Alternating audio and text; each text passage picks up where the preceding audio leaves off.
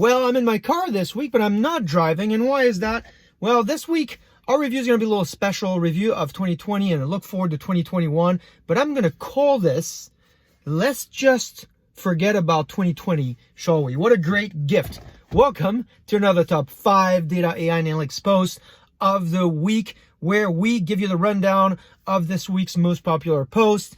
We filter for you what's hot and what's not in the world of data. As always, remember that if you click down the link down below this post here, you will get access to a slide deck nicely put together with all the resources and references I'm making here, so you can use it, share, and abuse it with your friends, so it makes you look smarter and makes them look smarter as well. I want to thank all of you for continuing to engage and use social media, YouTube and LinkedIn to continue building this great community. It's really important because it enables us to learn from each other, so continue to do that if you like this content. Let's get started with a post that got many of you to react this week. It's a post by Bessemer Venture on the evolving role of cloud and the role that it has played in the last 20 years, but the role it's going to make or play in the next 20 years. It sits on one prediction I want you to pay attention to. It's the fact that the cloud will consume software over the next 10 to 15 years.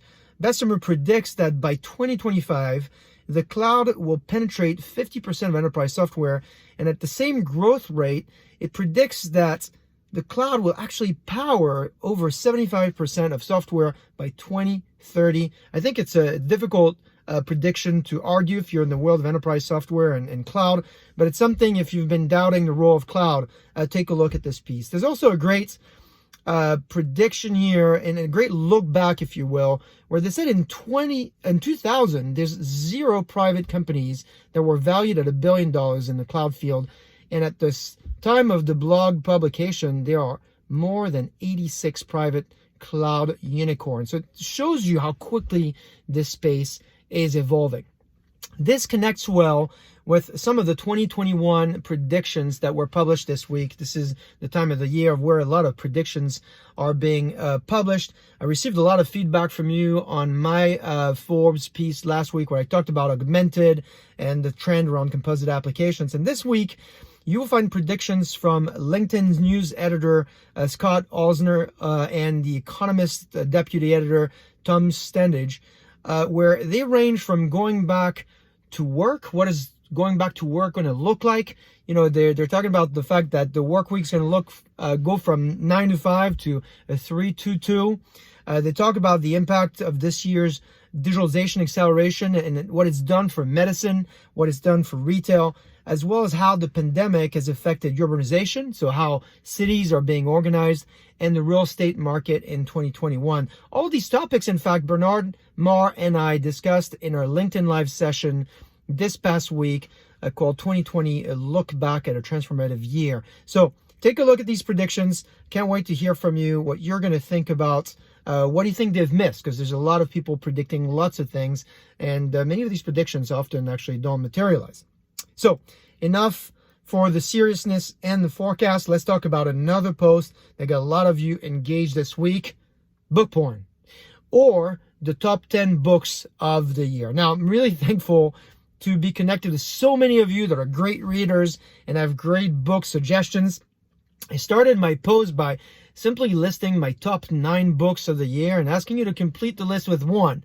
And instead of that, I've got lots and lots of suggestions from all of you. And by clicking on the link down below here, you'll be able to see what all these suggestions are. I can't go through all of them now, but I'd like to highlight at least a few people and a few suggestions, because you helped me discover some new books. So Krishna suggested this book called The Seventh Power, A CEO's Journey into the Business of Shared Leadership. I looked at the description. This might be a book I'm going to read over the break here. Amin suggested Competing in the Age of AI. I knew about this book, but I have not had the opportunity to read it. So let me know if you have. Ryan suggested The Psychology of Money. It's a book that just got published. David suggested Irresistible. Sounds interesting. And then Christina, who has a book a week challenge. Christina is someone who reads lots and lots of books, and she reads novels as well as nonfiction. books. She suggested Children of Time, among many others that she put here in comment. I think I'm going to check out this book because I don't read enough novels. So thank you. Thank you to all of those who suggested, and to those who are looking for a great book to read. Head on over to the post. Lots of great suggestions there. And if you want more suggestions in addition to the community suggestions, I also added Barack Obama's top list of books and movies and Bill Gates' list. You should be all set for the break and maybe even for next year. Now, this update would not be complete if I did not take the time to highlight some exceptional people in the community this week.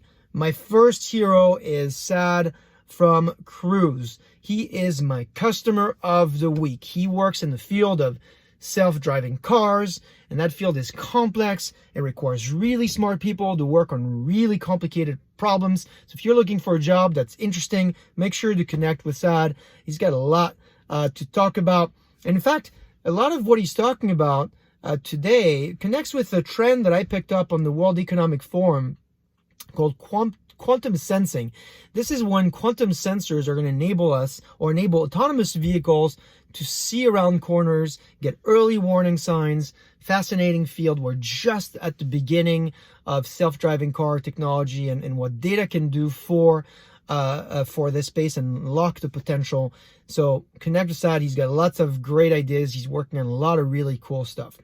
My second hero of the week is Sashimi's podcast host, Asnor Meadovs. Now, I talked about him earlier this year, and when I got my Spotify data, his podcast is the podcast of the year I binged on the most. Now, I know a lot of his guests, and Dave Kellogg, and Jocko, and Tracy, and Bruce Cleveland were part of his program. And that's probably why I listened to it and went back. Great content. So if you've not discovered this podcast, take a look at the blog. I'm putting a link to it as well. I also want to personally thank Jasmine Vicaro, because this week she's one of the folks that has reached out to me to let me know that my podcast, analytically yours, this podcast you're listening to right now, is the podcast that she binged on in 2020. So thank you, Jasmine, for letting me know, and send me feedback. Your feedback helps me, means a lot to me, because it helps me get better and produce more and better content for the community overall. And then finally, I want to give the award of the Analytics Leader of the Year to my friend Dean Furness. Now, Dean is an incredible individual. This is someone I had the opportunity to work with when I worked at Microsoft, and he gave an extremely thoughtful, hopeful, encouraging TED Talk this year that I highlighted earlier in the year. Well, this week we discovered that this talk was one of the top 20 TED Talks of 2020. And his message is to overcome challenges, stop comparing yourself to others. What a great message, and what a great way to help us put context around 2020 and help us focus on moving forward. Thank you, Dean, for what you've done here and the great post, and you deserve everything about this recognition. So, as usual, you will find all the links to these resources in this blog. A slide deck is waiting for you to download and share with your friends and colleagues. Stay engaged. Have a great week. Be data-driven, and I will see you next week.